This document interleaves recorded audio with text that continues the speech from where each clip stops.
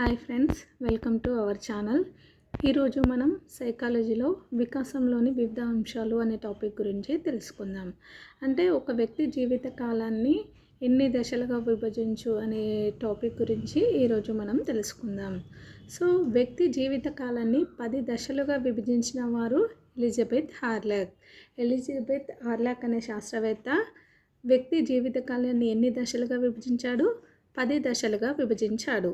1 జనన పూర్వ దశ, 2 నవజాత శిశువు దశ, 3 శైశవ దశ, 4 పూర్వ బాల్య దశ, 5 ఉత్తర బాల్య దశ, 6 యవ్వనారంభ దశ, 7 కౌమార దశ, 8 పూర్వ వయోజన దశ, 9 మధ్య వయోజన దశ, 10 వృద్ధాప్య దశ. సో ఫస్ట్ ఏంటిది? జనన పూర్వ దశ. సో వ్యక్తి జీవిత కాలాన్ని 10 దశలుగా విభజించిన వారు ఎవరు అని అడిగే బిట్ అవకాశం ఉంది. Elizabeth Hurlock. నెక్స్ట్ జనన పూర్వ దశ ఎక్కడి నుండి ఎక్కడి వరకు ఉంటుంది? జనన పూర్వ దశ ఫలదీకరణం నుండి పుట్టుక వరకు ఉంటుంది. 2 నవజాత శిశువు దశ. నవజాత శిశువు దశ పుట్టుక నుండి 2 వారాల వరకు ఉంటుంది. శైశవ దశ 2 వారాల నుండి 2 సంవత్సరాల వరకు ఉంటుంది. నెక్స్ట్ పూర్వ బాల్య దశ 2 నుండి 6 సంవత్సరాలు ఉంటుంది. నెక్స్ట్ ఉత్తర బాల్య దశ 6 నుండి 10 లేదా 12 సంవత్సరాల వరకు ఉంటుంది. నెక్స్ట్ యవ్వనారంభ దశ 10, 12 నుండి 13, 14 సంవత్సరాల మధ్య యవ్వనారంభ దశ ఉంటుంది. నెక్స్ట్ కౌమార దశ. కౌమార దశ 13, 14 సంవత్సరాల నుండి 18 సంవత్సరాల వరకు ఉంటుంది. నెక్స్ట్ పూర్వ వయోజన దశ. ఇది 18 నుండి 40 సంవత్సరాల మధ్య ఉంటుంది. మధ్య వయోజన దశ 40 నుండి 60 సంవత్సరాల వరకు ఉంటుంది. నెక్స్ట్ వృద్ధాప్య దశ 60 నుండి మరణం వరకు ఉండేది వృద్ధాప్య దశ. సో వ్యక్తి జీవితకాలాన్ని ఎలిజబెత్ హార్లాక్ 10 దశలుగా విభజించాడు. ఇందులో ఏ దశ ఎంత కాలం వరకు ఉంటుంది అనే బిట్ అడిగే ఛాన్స్ ఉంటుంది. దేన్ని కూడా మనం మిస్ అవ్వద్దు. నెక్స్ట్ మనోవైజ్ఞానిక శాస్త్రవేత్తలు విభజించిన వివిధ వికాస దశలు. సో ఎలిజబెత్ హార్లాక్ ఏమో వికాసాన్ని 10 దశలుగా విభజిస్తే మనోవైజ్ఞానిక శాస్త్రవేత్తలు విభజించిన వికాస దశలన్నీ 5. జనన పూర్వ దశ, శైశవ దశ, బాల్య దశ, కౌమార దశ, వయోజన దశ. పెరుగుదల వికాసాలలో వచ్చే మార్పులను ఎన్ని రకాలుగా విభజించి అధ్యయనం చేస్తాము? అంటే ఎన్ని రకాలుగా పెరుగుదల వికాసాలలో వచ్చే మార్పులను ఎన్ని రకాలుగా మనం అధ్యయనం చేస్తాము అంటే శారీరక మార్పులు, మానసిక మార్పులు, ఉద్వేగ మార్పులు, సాంఘిక మార్పులు, నైతిక మార్పులు లేదా నైతిక వికాసాలు. ఇవన్నీ కూడా మనం పెరుగుదల వికాసాలలో వచ్చే మార్పులను విభజించి అధ్యయనం చేస్తాము. సో ఎలిజబెత్ హార్లాక్ ఏమో 10 చెప్పాడు, 10 వికాస నియమాలను చెప్పిండు. నెక్స్ట్ మనోవైజ్ఞానిక శాస్త్రవేత్తలు 5 దశలు చెప్పిండు, 5 వికాస దశలు చెప్పిండు. నెక్స్ట్ ఈ పెరుగుదల వికాసాలలో వచ్చే మార్పులను ఎన్ని రకాలుగా విభజిస్తామంటే శారీరక మార్పులు, మానసిక మార్పులు, ఉద్వేగ మార్పులు, సాంఘిక మార్పులు, నైతిక మార్పులు లేదా నైతిక వికాసాలు. నెక్స్ట్ ఈ మనోవైజ్ఞానిక శాస్త్రవేత్తలు విభజించిన ఈ వికాస దశలలో ఫస్ట్ వన్ ఏంటిది? జనన పూర్వదశ. ఈ జనన పూర్వదశను ఎన్ని రకాలుగా విభజించారు? 3 దశలుగా విభజించవచ్చు. 1 బీజ దశ అంటే జైగోట్ స్టేజ్, 2వది పిండ దశ ఎంబ్రియో స్టేజ్, 3rd వన్ వచ్చేసి భ్రూణ దశ ఫీటస్ స్టేజ్. ఇవి కూడా ఎక్కడ వరకు ఉంటాయో చూద్దాం. బీజ దశ వచ్చేసి ఫలదీకరణం చెందిన నాటి నుండి 2 వారాల వరకు ఉంటుంది. ఇవి కూడా ఎగ్జామ్లో అడిగే ఛాన్స్ ఉంటుంది. బీజ దశ ఎక్కడ వరకు ఉంటుంది? ఫలదీకరణం చెందిన నాటి నుండి 2 వారాల వరకు ఉంటుంది. నెక్స్ట్ పిండ దశ. పిండ దశ 2 వారాల నుండి 2 నెలల వరకు ఉంటుంది. 3వది భ్రూణ దశ 2వ నెల అంతం నుండి జననం వరకు ఉంటుంది. నెక్స్ట్ నవజాత శిశువు దశలో శిశువు తల మొత్తం శరీరంలో ఎన్నో వంతు ఉంటుంది? అంటే నవజాత శిశువు తలలో శిశువు తల ఒకటే మన శరీరం మొత్తంలో ఎన్నో వంతు ఉంటుంది? ఇది కూడా ఇంపార్టెంట్ క్వశ్చన్ నాన్న. 4వ వంతు ఉంటుంది. శిశువు తల శరీరం బరువు మొత్తంలో ఎంత ఉంటుంది? 4వ వంతు ఉంటుంది. నెక్స్ట్ శైశవ దశ. శైశవ దశ ఎక్కడి నుండి ఎక్కడి వరకు ఉంటుంది? శైశవ దశ 2 వారాల నుండి 2 సంవత్సరాల చివరి వరకు ఉండేది శైశవ దశ. ఇందులో మనం ఏమేమి నేర్చుకోవాలి? శారీరక వికాసం నేర్చుకోవాలి, మానసిక వికాసం నేర్చుకోవాలి, ఉద్వేగ వికాసం నేర్చుకోవాలి, సాంఘిక వికాసం నేర్చుకోవాలి, నైతిక వికాసం నేర్చుకోవాలి. ఫస్ట్ వన్ ఏంటిది ఇందులో? శారీరక వికాసం. శారీరక పెరుగుదల అత్యధికంగా జరుగు దశ. శారీరక పెరుగుదల అనేది ఎక్కువ వేగంగా పెరిగే దశ ఏది? శైశవ దశ. నెక్స్ట్, జననాంతర దశలలో అన్నిటికంటే ఎక్కువగా మెదడు బరువు పెరగడం ఏ దశలో జరుగుతుంది?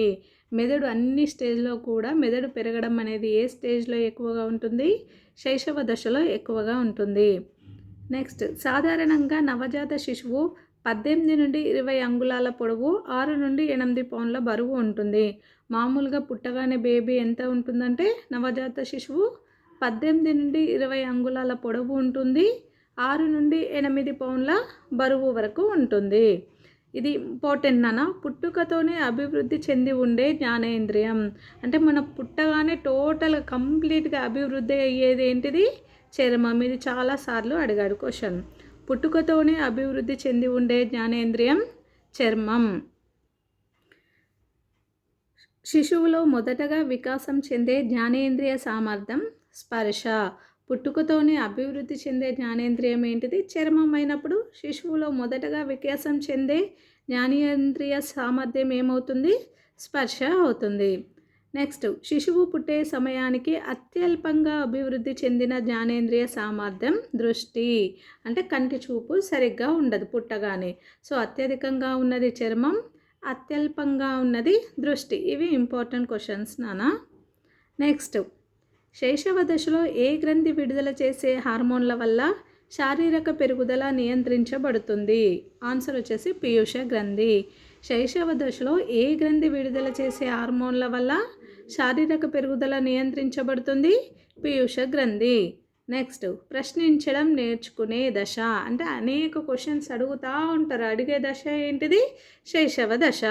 ఇక్కడ ప్రశ్నించడం స్నీ అని ఉందిగా, అది గుర్తుపెట్టుకోండి. శైశవ దశ అని గుర్తుపెట్టుకోండి. ప్రశ్నించడం నేర్చుకునే దశ శైశవ దశ. నెక్స్ట్, మానసిక వికాసం. పిల్లలు అనుభవాల ద్వారా వారి పరిసరాల మధ్య ఉన్న భేదాలను తెలుసుకొని పాత జ్ఞాపకాలకు కొత్త అనుభవాలను అన్వయించి కొత్త అర్థాలను గ్రహిస్తారు అని చెప్పింది జాన్ పియాజే. సో పిల్లలు ఏం చేస్తారు? పరిసరాలతో మన్మయమైపోతారు.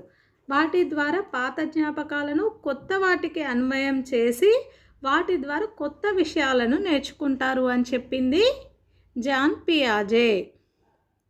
నెక్స్ట్, ఉద్వేగ వికాసం. అన్ని వికాసాలలో ముందుగా ఏర్పడే వికాసం ఉద్వేగ వికాసం. పుట్టుకతోనే పిల్లలు ఏం చేస్తారు? ఏడుస్తారు. అంటే ఉద్వేగపరంగా ఉంటారు.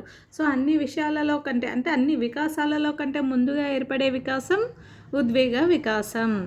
నెక్స్ట్, మొదటగా శిశువు ప్రకటించే ఏకైక భావోద్వేగం. మొదటగా శిశువు చూపించే ఒకటి ఏంటిది? సర్వసాధారణ ఉద్రిక్తత. మొదటగా శిశువు ప్రకటించే ఏకైక భావోద్వేగం సర్వసాధారణ ఉద్రిక్తత. ఇది వెరీ వెరీ ఇంపార్టెంట్.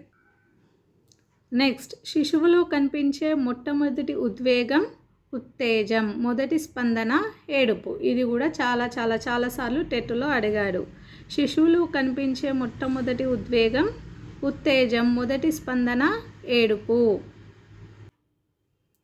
నెక్స్ట్, శైశవ దశలో ఎన్ని రకాల ఉద్వేగాలను గమనించవచ్చు?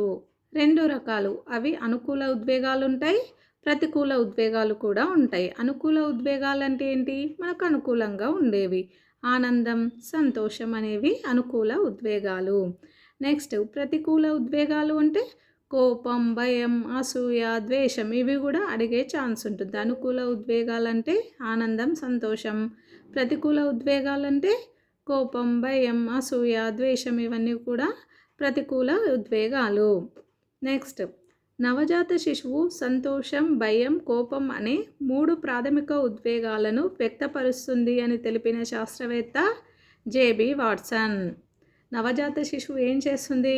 సంతోషం, భయం, కోపం అనే 3 ప్రాథమిక ఉద్వేగాలు ఇవి గుర్తుంచుకోవాలి నాన్న. సంతోషం, భయం, కోపం అనే ఈ 3 ప్రాథమిక ఉద్వేగాలను వ్యక్తపరుస్తుంది అని చెప్పిన శాస్త్రవేత్త జేబీ వాట్సన్. ఈ జేబీ వాట్సన్ ఎవరు? ప్రవర్తనవాది. ఇది కూడా గుర్తుపెట్టుకోవాలి. వాట్సన్ రాగానే ఇతను ప్రవర్తనవాది అని గుర్తుంచుకోవాలి.